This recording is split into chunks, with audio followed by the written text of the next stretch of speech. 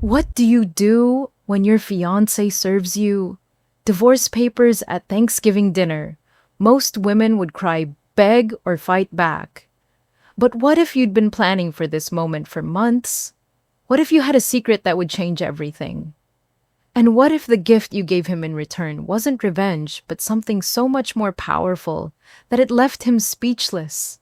This is the story of how I turned the worst day of my life into the best decision I ever made. He said I'd break when I saw the divorce papers at Thanksgiving. Instead, I handed him something he'll never forget. You know that feeling when your world stops, but everything around you keeps moving. That's exactly where I was standing. Kitchen doorway of our house, the house we picked out together 2 years ago, the house where we planned our whole future. Mark was in the living room with his best friend Ethan, and I could hear them whispering. Not the good kind of whispering, the kind that makes your stomach drop before you even know why. I'd been in the kitchen for maybe 20 minutes, putting the finishing touches on our Thanksgiving dinner. Turkey, golden brown cranberry sauce, homemade just the way his mom taught me green bean casserole that took me 3 hours because I wanted everything perfect. Perfect. God, I was always trying to make everything perfect for him. But something felt off. Mark had been acting strange all week. Cold, distant, like he was building up to something. And Ethan, he kept looking at me with this smug expression like he knew a secret I didn't. That's when I heard Mark clear his throat, that nervous thing he does when he's about to deliver bad news. The same sound he made when he told me his ex reached out.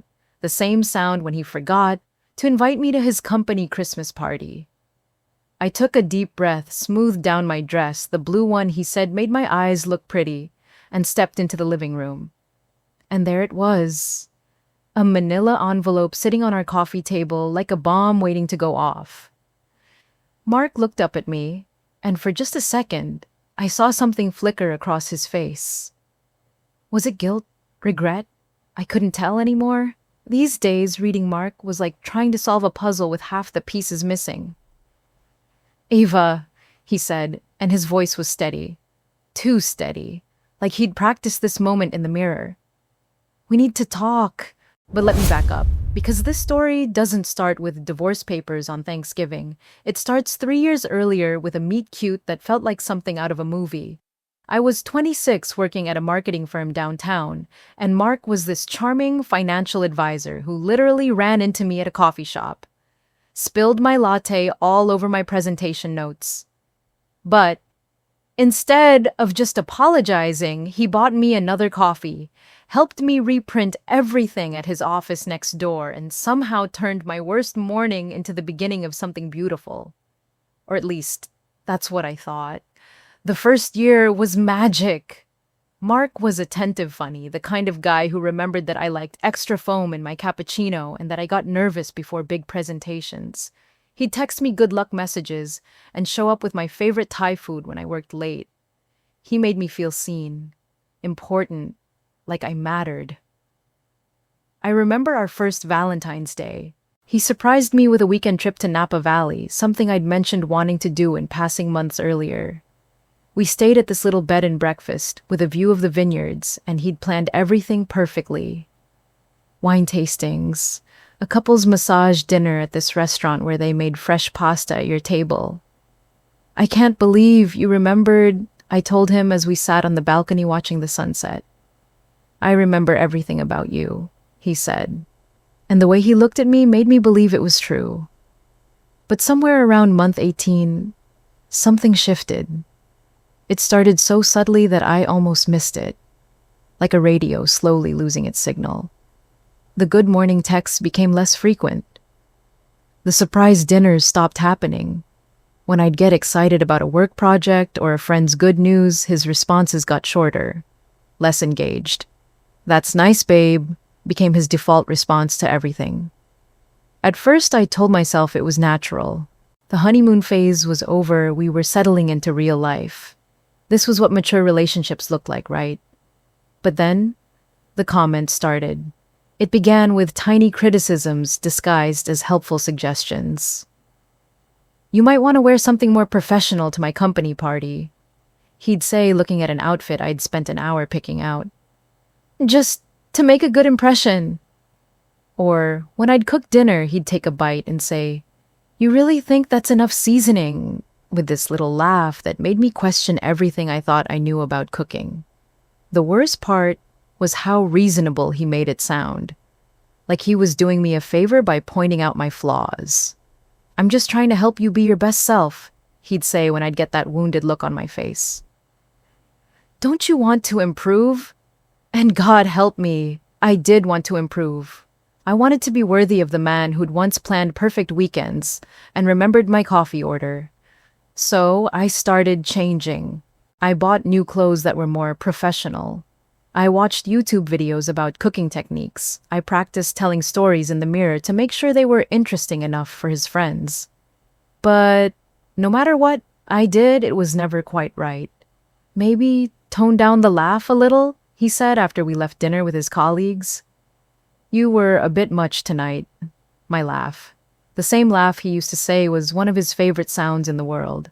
I started keeping track of these moments not intentionally at first. Just little mental notes, like when he forgot my birthday was coming up and I had to remind him 3 times, or when he split restaurant bills down to the penny, even though he made 3 times what I did. It's important to be fair, he'd say, calculating tax and tip with mathematical precision. We both ate, we both should pay.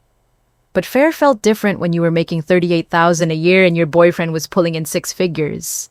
The social isolation happened gradually too. At first, Mark would join me for drinks with my girlfriends, but he'd get this bored expression on his face, check his phone constantly, or make comments afterward about how dramatic my friends were. Do you really need to see Sarah again this week? He'd ask when I'd make plans. We barely spend any quality time together anymore. So I started canceling. Coffee dates became rain checks. Girls' nights became maybe next time. And before I knew it, my social circle had shrunk to basically just Mark and his friends, who treated me like a pleasant accessory to their group. I remember one particularly painful evening at his friend Dave's house. The guys were talking about some work drama, and I tried to contribute a story from my own job, but Mark cut me off mid-sentence. Don't mess it up in front of my clients, okay? He said with a smile that didn't reach his eyes. This is important. Dave wasn't even his client. Dave sold insurance, but the message was clear. My thoughts weren't valuable enough for this conversation. That night, I started a journal. Not the romantic kind where you write about your dreams and aspirations. The kind where you document evidence because deep down you know something is very wrong, but you can't quite put your finger on what. May 15th, Mark told me my laugh was too loud at dinner with his colleagues, said it 3 times on the drive home, asked me why I couldn't be more refined like his ex-girlfriend Jessica. June 3rd, asked me why I bothered buying expensive shampoo when no one notices that stuff anyway. Then spent 20 minutes telling me about his new cologne that cost $80. July 22nd. Forgot my birthday was coming up until I mentioned it, then acted like I was being dramatic for caring. Said I was making a big deal out of nothing. August 10th, split the check at dinner, even though he ordered a $40 steak and I had a $15 salad. When I looked surprised, he said it was good practice for managing money responsibly. Page after page of small moments that felt huge in the silence of our bedroom at night.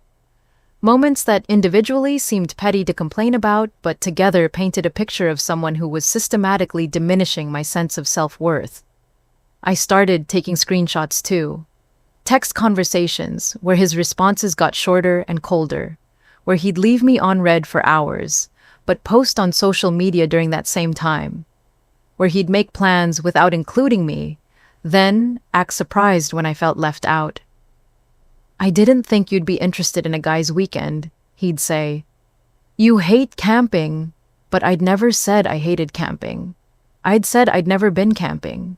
There's a difference between having no experience with something and disliking it, but Mark had a way of rewriting history to suit his narrative. My phone became this archive of evidence for a case I didn't want to build, but I couldn't stop collecting proof because something deep inside me knew I was going to need it. Need proof that I wasn't crazy, proof that this was really happening, proof that the man I'd fallen in love with was slowly, methodically destroying my confidence. The scary part was how good he was at making me question my own perceptions. When I'd bring up something that hurt my feelings, he'd flip it around. I never said that. He'd insist, even when I had text messages proving otherwise. "You're remembering it wrong. You're being too sensitive," became his favorite phrase. "I was just joking. You're overreacting. Why do you always take things the wrong way?" And slowly, gradually, I started to believe him. Maybe I was too sensitive. Maybe I was overreacting. Maybe the problem wasn't him at all. Maybe the problem was me. That's the insidious thing about emotional manipulation. It doesn't announce itself with dramatic gestures or obvious cruelty. It creeps in quietly disguised as concern or jokes or constructive criticism until you're standing in your own life, feeling like a stranger who doesn't quite deserve to be there. By the end of our second year together, I had stopped sharing good news because it never seemed to make him happy. I had stopped making plans with friends because he always found reasons why they were inconvenient.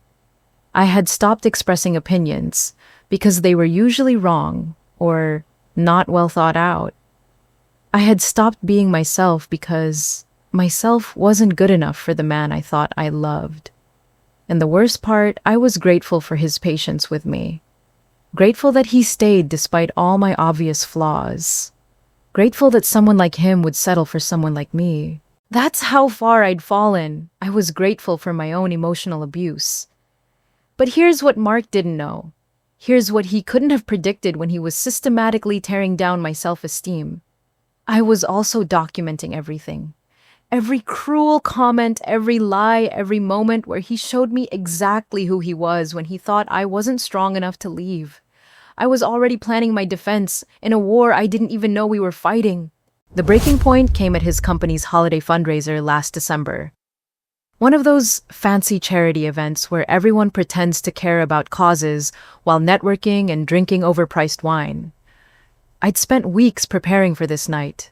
Not just picking out the perfect dress, but mentally rehearsing conversations, studying up on Mark's industry so I could contribute meaningfully to discussions.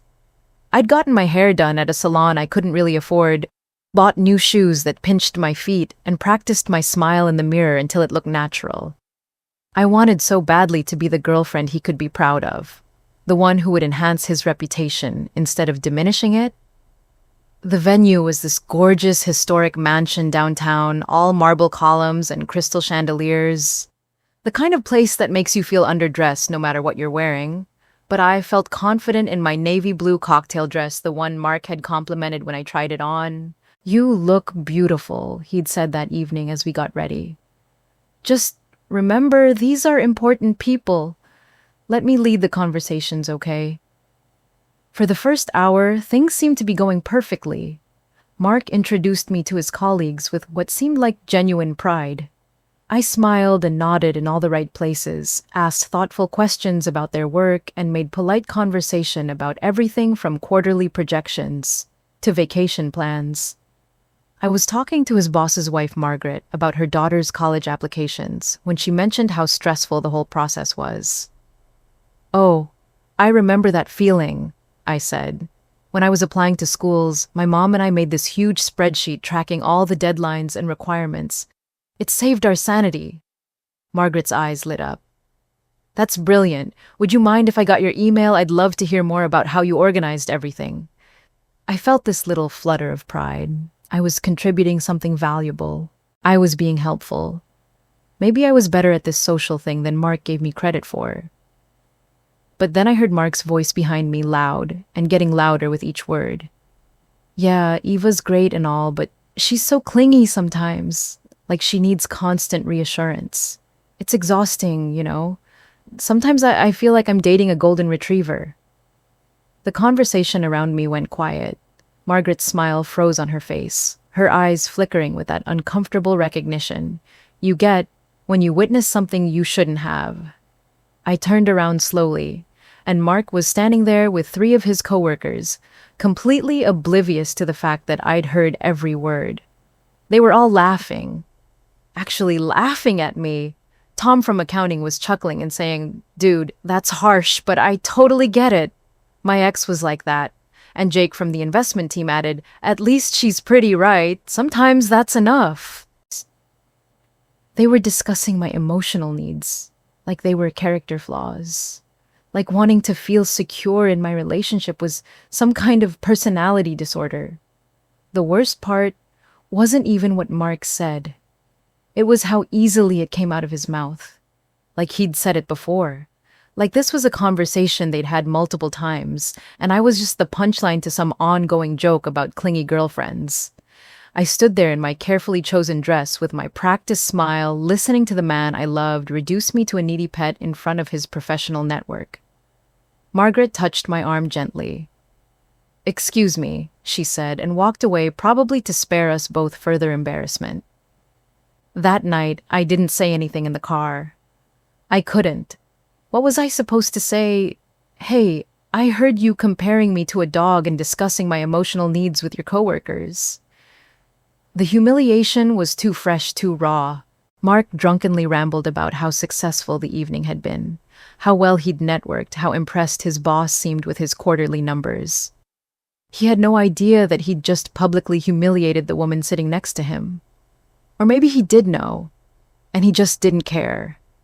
When we got home, I went straight to the bathroom and sat on the floor still in my expensive dress and painful shoes and tried to process what had just happened. I wasn't clingy. I'd asked for basic emotional support in a relationship. I'd wanted to feel valued and included. Those weren't unreasonable requests. Those were the bare minimum requirements for human connection. But somewhere along the way, Mark had convinced me that my needs were excessive, that wanting affection and respect made me high maintenance, that asking to be treated with basic dignity was asking too much. That night, something inside me crystallized, something cold and clear and absolutely done with being anyone's punchline. The next morning, Mark was nursing a massive hangover and I was making him coffee and eggs like nothing had happened. He didn't remember what he'd said. Of course he didn't. People like Mark never remember the moments that shatter other people's hearts. "Babe," I said, setting his plate down gently, "I've been thinking maybe we should get a prenup." He looked up from his phone, squinting against the morning light. "A what?" "A prenuptial agreement. You know, just to protect both of us. Make everything clean and simple if anything ever happens." Mark laughed. Actually laughed like I'd suggested we move to Mars. "Ava, you're being paranoid. We're not even engaged yet. And besides, what would be the point? You barely make any money." The casual cruelty of that statement should have hurt more than it did, but I was past being hurt by Mark's assessment of my worth. "I know, but when we do get engaged, it'll be good to have everything sorted out. Your financial advisor background, you know how important it is to plan ahead. I just want to make sure I'm not taking advantage of your success." I was playing to his ego, making him feel magnanimous and financially savvy, making him think this was his idea as much as mine. He was still drunk enough to find this amusing rather than suspicious. "You're sweet, babe, sure, whatever makes you feel better, but it's totally unnecessary." I had a napkin ready. I'd spent an hour that morning drafting a simple handwritten agreement stating that in the event of separation, all assets acquired before and during the relationship would remain with their original owner, and any joint assets would be split 50-50. Nothing fancy, nothing complicated. Just a basic protection that would ensure I couldn't be accused of gold digging if things went south. Mark signed it without even reading it properly, his hangover making him sloppy and careless. He probably thought he was humoring his paranoid girlfriend's silly concerns. "There," he said, scribbling his signature. "Happy now." What he didn't know was that my friend Mia is a notary public, and what he definitely didn't know was that I'd already had a proper legal version drawn up by an actual attorney the week before, with language that would protect everything I'd worked for and then some. The napkin was just for show, a test, to see how seriously he took legal documents that affected both our futures. The real document was already filed away in a safety deposit box he didn't know existed. From that day forward, I became a different person. Not outwardly, Mark didn't notice anything different. But inside, I transformed from a woman desperately seeking approval into someone quietly building an insurance policy. I started documenting everything with the precision of a forensic accountant. Screenshots of text messages where he'd lie about his whereabouts became a regular habit. Photos of receipts from restaurants I'd never been to filled a hidden folder on my phone. Hotel charges on our joint credit card that he'd explain away as work trips to cities where his company had no offices. Charges at jewelry stores that never resulted in gifts for me, but probably explained why his colleague, Jessica, always seemed to have new earrings. I became a detective in my own relationship, and the evidence was overwhelming. The pattern became clear once I started really paying attention. Mark would disappear for hours with vague explanations, running errands that took 4 hours and involved restaurant charges, working late on days when his office building was closed for maintenance. My phone became a repository of lies, late-night calls that he'd take in the garage claiming they were about sensitive client information, dating app notifications that would pop up on his laptop when he thought I wasn't looking, text messages from numbers saved under fake names that contained way too many heart emojis for professional correspondence. The strangest part was how calm I felt collecting all this evidence. For months, I'd been anxious, questioning myself, wondering if I was losing my mind. But now, with concrete proof of his deception, I felt this strange sense of peace. I wasn't crazy, I wasn't too sensitive, I wasn't imagining things or overreacting to innocent situations. Mark was exactly who I thought he was, and I was going to be ready for whatever came next. I started working out again, not to look better for him, but to feel stronger in my own skin. The gym became my sanctuary, the one place where I could channel my anger and frustration into something productive. I reconnected with friends I'd neglected during the relationship, carefully rebuilding my support system. Coffee dates with college friends who reminded me of who I used to be before I started dimming my light for someone else's comfort. I opened my own savings account at a different bank and started transferring money every week. Not huge amounts that would be noticed, but enough to build a financial cushion that was entirely mine. And through it all, I smiled and cooked dinner and played the perfect girlfriend. Because the best strategy isn't revenge or confrontation. It's preparation. I learned to compartmentalize my emotions, to separate the hurt I felt from the actions I needed to take. When Mark would make a cruel comment, I'd file it away mentally while responding with a calm smile.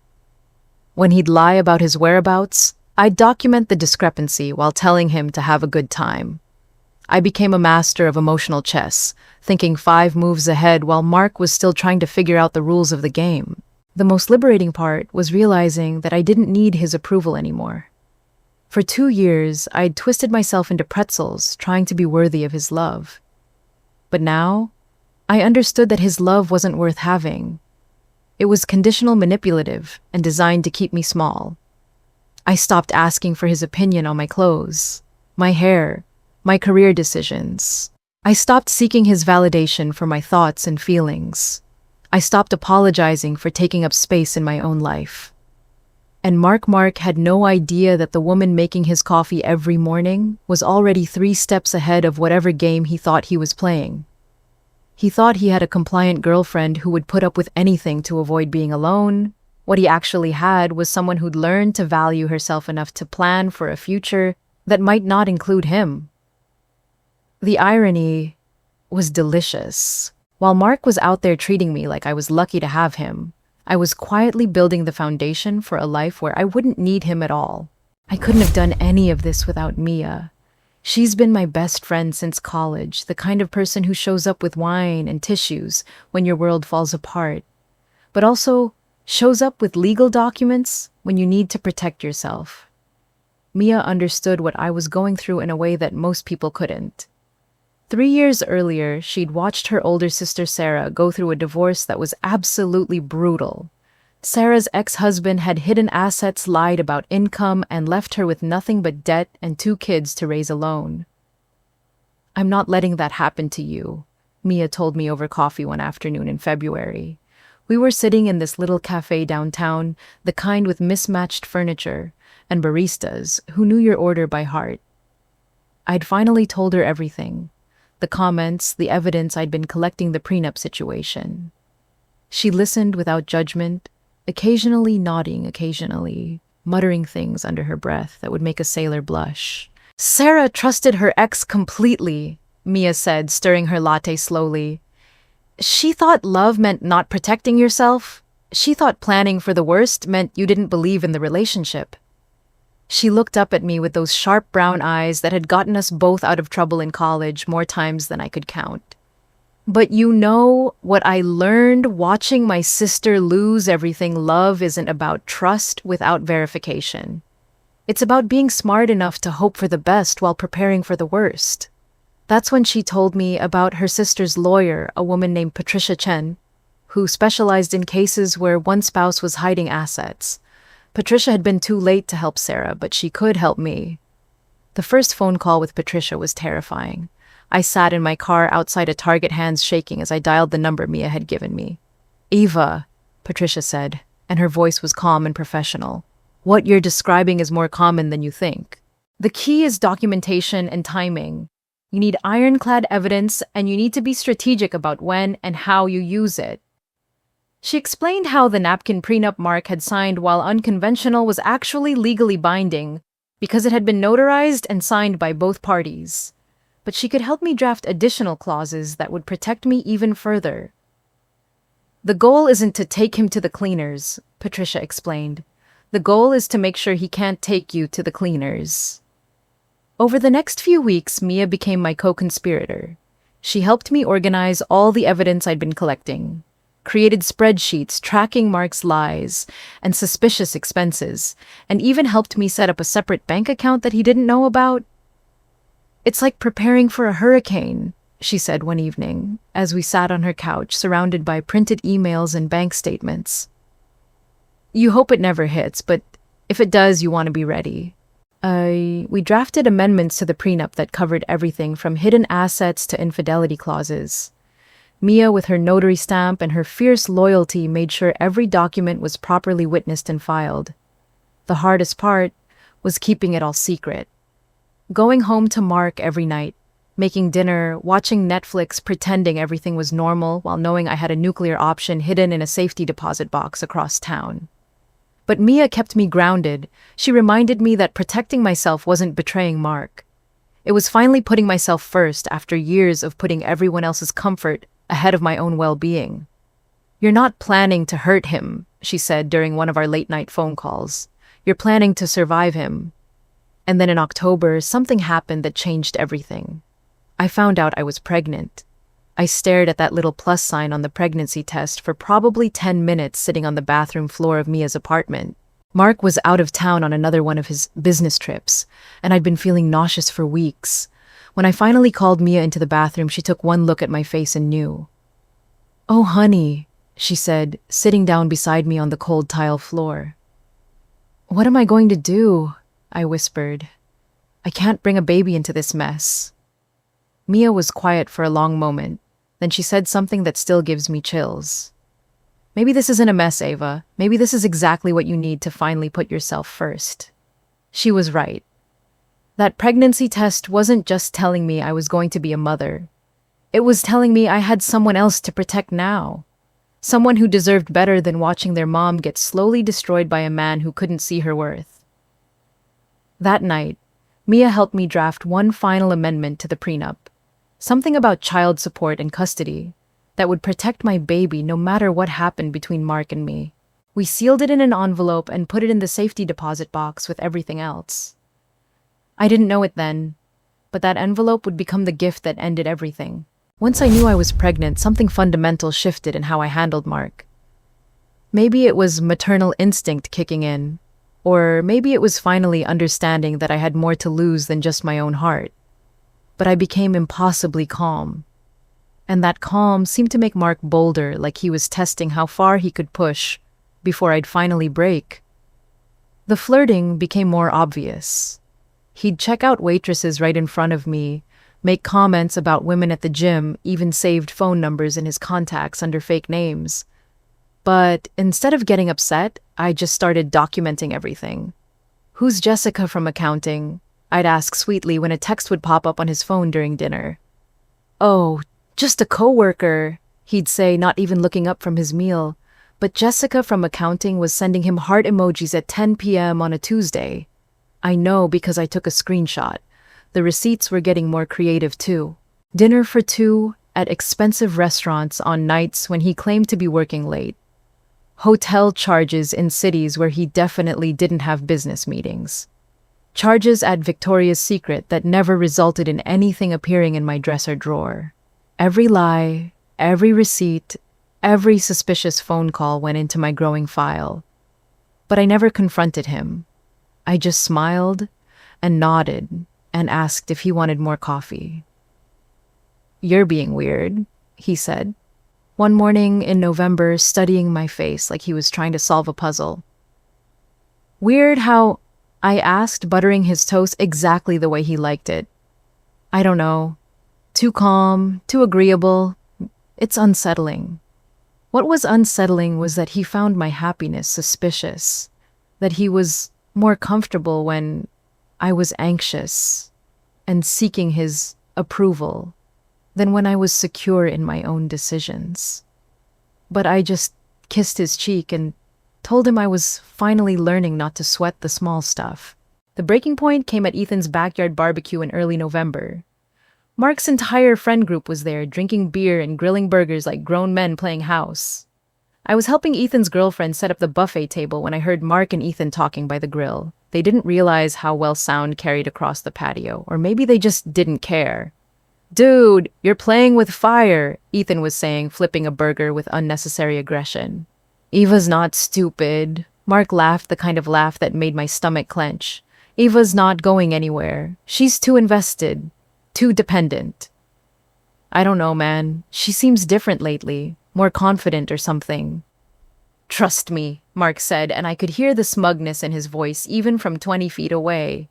"She's going to break if I leave her. She's got nothing without me. No real career, no financial independence, no backup plan. She'll come crawling back within a week." Ethan paused for a moment, then said something that made my blood run cold. "Wanna bet on it?" They were literally betting on my emotional destruction, discussing my hypothetical breakdown like it was a sports game they had money on. I stood there behind the potato salad and coleslaw wearing a sundress Mark had complimented that morning, carrying his child that he didn't even know existed, and I felt something crystallize inside me that was so pure and clear it was almost spiritual. I wasn't going to break. I was going to disappear, but not the way they expected. I finished arranging the condiments, smoothed down my dress, and walked over to join their conversation, like I hadn't heard a single word. "How's the grilling going, honey?" I asked Mark, wrapping my arms around his waist from behind. "Great, babe. Almost ready." I stood there for the rest of their conversation, smiling and nodding and playing the perfect supportive girlfriend, while internally cataloging every word for the divorce attorney I was definitely going to need. That night, Mark fell asleep easily, probably feeling secure in his assessment of my helplessness. But I lay awake staring at the ceiling, one hand resting on my still flat stomach, making plans. He thought I had no backup plan.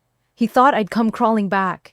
He had no idea that I'd been planning my exit strategy for months, that I had evidence of every lie, every betrayal, every cruel comment, that I had legal documents that would protect me and our child.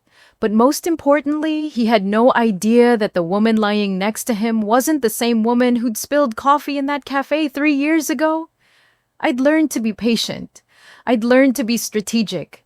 And I'd learned that sometimes the most powerful thing you can do is let someone think they're winning while you quietly rearrange the game board. Mark thought he was in control. But control is an illusion when the other person stops caring about your approval. And I was so far past caring that I couldn't even see it in my rearview mirror. So there I was, back in that living room where this whole story started. The table was set perfectly behind us, candles flickering the smell of turkey, and cranberry sauce filling the air. Everything looked like a Norman Rockwell painting of domestic bliss, except for the manila envelope sitting on our coffee table, like a loaded gun. Eva, Mark said again, his voice steady and rehearsed. We need to talk. Ethan was leaning against the doorframe, trying to look casual but failing miserably. He had this smirk on his face like he was watching a movie he'd already seen and knew the ending to. I sat down across from Mark, smoothing my dress, keeping my hands calm. Okay, what's this about? Mark gestured to the envelope. I think we both know this relationship isn't working anymore. I've had some papers drawn up that will make this easier for both of us. The audacity was breathtaking. He'd had divorce papers prepared without saying a word to me, brought his friend as a witness to my humiliation, and was presenting it like he was doing me a favor. I picked up the envelope. My hands weren't shaking. That surprised me more than anything. 6 months ago, this moment would have destroyed me. But sitting there, I felt nothing but clarity. I opened the envelope slowly, like I was savoring a fine wine. The papers were basic standard divorce documents requesting dissolution of our relationship. No mention of assets, no prenup acknowledgement, nothing about the house we'd bought together, or the savings account he thought I didn't know about. And absolutely nothing about the baby growing inside me that he had no idea existed. I read through every page while Mark and Ethan watched me, probably expecting tears, or pleading, or some kind of dramatic breakdown. Instead, I reached for the pen Mark had thoughtfully provided and signed my name at the bottom of each page. Clean, clear signatures with today's date. There, I said, sliding the papers back across the coffee table. Done. The silence in that room was deafening. Mark's face went through about 6 different emotions in the span of 10 seconds. Confusion, relief, suspicion, and something that looked almost like disappointment. That's it, he said, that's it. I stood up and walked to the hallway closet where I'd hidden a leather portfolio behind winter coats I never wore. Oh, but I have something for you too. I handed him the folder. Consider it a Thanksgiving gift. Mark opened it, and I watched his face change as he read the first document. The prenup he'd signed on that hungover morning, now properly notarized and filed. Then the amendments Mia and I had carefully crafted with Patricia Chen's help. What is this? His voice was getting higher, more strained. Legal documents protecting my assets in the event of separation, I said calmly, which you signed voluntarily and which have been properly notarized and filed with the appropriate authorities. Ethan stepped closer, reading over Mark's shoulder. Dude, what did you sign? But Mark wasn't done reading. I watched his face as he got to the custody agreements, the child support calculations, the clauses about hidden assets and infidelity. Custody. Mark looked up at me like I'd started speaking a foreign language. Ava, what the hell is this? That's when I pulled out the sonogram photo. 8 weeks along, barely the size of a grape, but perfectly formed and absolutely mine. I set it gently on top of the legal documents. Congratulations, Mark. You're going to be a father. The room went so quiet I could hear the grandfather clock ticking in the hallway. Mark stared at the sonogram like it was written in hieroglyphics. Ethan's smirk had completely disappeared. You're pregnant. Mark's voice was barely a whisper. Was pregnant. Am pregnant. We'll be pregnant for about 7 more months, give or take. I sat back down, crossing my legs elegantly. The timing's actually perfect, don't you think? Now you don't have to feel guilty about abandoning 2 people, instead of just 1. Mark's hands were shaking as he held the sonogram. How long have you known? Long enough to make sure our child will be protected regardless of what happens between us. That's when the reality started hitting him. The prenup meant he couldn't touch my savings, my inheritance from my grandmother, or the house that was technically in my name, only since I'd been the one with good credit when we bought it. The custody agreements meant that even though he was the father, I'd structured everything to ensure our child's primary residence would be with me. And the infidelity clauses meant that all those hotel receipts and restaurant charges I'd been documenting would factor into any financial settlements. You can't do this, Mark said, his voice getting desperate. You can't just trap me with a baby. I'm not trapping you with anything. You're free to go just like you wanted. The papers are signed. I gestured to the divorce document still sitting on the coffee table. I'm just making sure our child is taken care of whether you stick around or not. Ethan was backing toward the door like he wanted to disappear entirely. This wasn't the show he'd expected to see. But Eva, Mark was pleading now, and it was pathetic. We can work this out. We don't have to get divorced. I was confused, stressed about work. The man who'd been discussing my inevitable breakdown with his friend an hour earlier was now begging me to reconsider a divorce he'd initiated. No, Mark, I said softly. We really can't work this out. This isn't about stress or confusion. This is about who you are when you think no one's watching. I stood up and walked to the window looking out at our neighborhood where other families were probably sitting down to Thanksgiving dinner, grateful for what they had instead of plotting to destroy it. I've spent 3 years trying to be good enough for you, trying to be the woman you wanted me to be. But I'm done auditioning for a role in my own life. When I turned around, Mark was staring at the sonogram photo like he could make it disappear through sheer force of will. The next morning, he packed a bag and left without saying a word. No fighting, no drama, no broken dishes, or slammed doors. Just the quiet click of the front door closing and the sound of his car pulling out of the driveway. I spent that morning calling a locksmith, not because I was afraid Mark would come back, but because I wanted to make sure he couldn't. By noon, I had new locks, new security codes, and a house that finally felt like mine. I made myself a cup of tea, sat at the kitchen table where I'd spent so many mornings walking on eggshells, and called Mia. It's done, I said when she picked up. How do you feel? I thought about it for a moment, one hand resting on my stomach. Free. 2 months later, I'm sitting in what used to be Mark's home office, which is now going to be the nursery. The walls are painted a soft sage green, gender neutral and calming. Mia moved in 3 weeks ago, not because I needed her to, but because we both wanted her to. It's funny how much space opens up in your life when you stop trying to shrink yourself to fit someone else's expectations. Hand me that brush, Mia says from where she's crouched by the baseboards, adding the final touches to the trim work. She's got paint in her hair and a huge smile on her face. I'm 4 months along now, just starting to show, and this little person inside me is getting more active every day. Right now, they're doing what feels like tiny somersaults, probably excited about their new room. You know what's weird? I say, running my hand over my growing belly.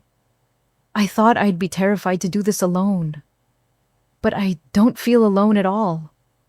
Mia sits back on her heels and looks at me. That's because you're not alone. You've got me, you've got your support system, and you've got yourself. The you that you've rediscovered. She's right.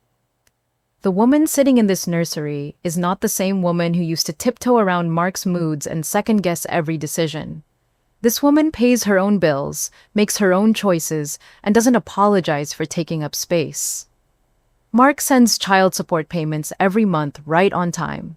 He hasn't asked to be involved beyond the legal minimum, which honestly is exactly what I expected. Some people rise to the occasion when life gets complicated. Others prove that you were right to plan for their absence. I've started journaling again, but not the obsessive documentation of someone else's failures. Now I write about hopes and dreams and the future I'm building. I write letters to my baby about the world they're going to enter and the kind of mother I want to be. Yesterday, I wrote, "Your father bet that I would crumble without him." Instead, I built something stronger. I built us. Because that's what this is about, isn't it? Not revenge or proving anyone wrong, but recognizing your own worth and refusing to accept less than you deserve. Sometimes I think about that night at Ethan's barbecue when Mark said I'd come crawling back within a week. He was so confident that I needed him more than he needed me. But here's what he never understood. I didn't need him. I had convinced myself that I did. But need and want are two very different things.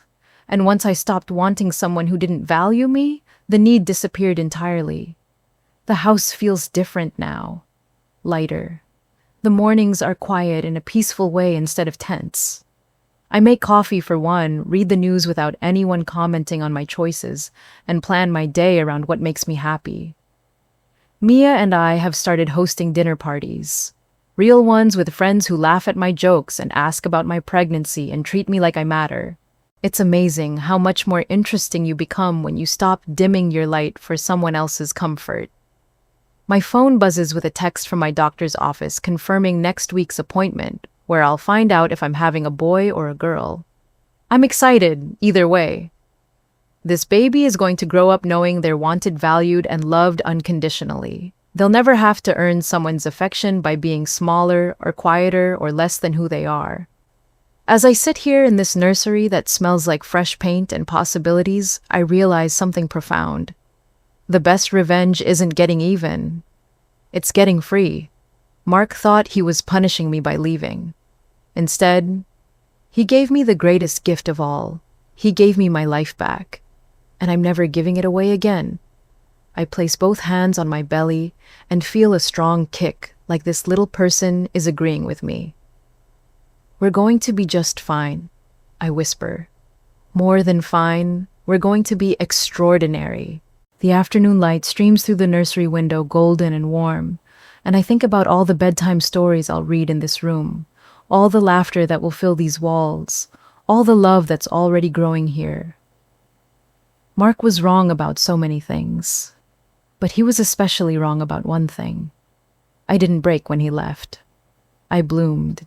Have you ever had to choose between staying small to keep someone comfortable or standing up for yourself? What would you have done in Eva's situation? Drop your thoughts in the comments below. And if you want to hear more stories about people who chose themselves over settling for less, hit that subscribe button and the notification bell. Trust me, you won't want to miss what's coming next.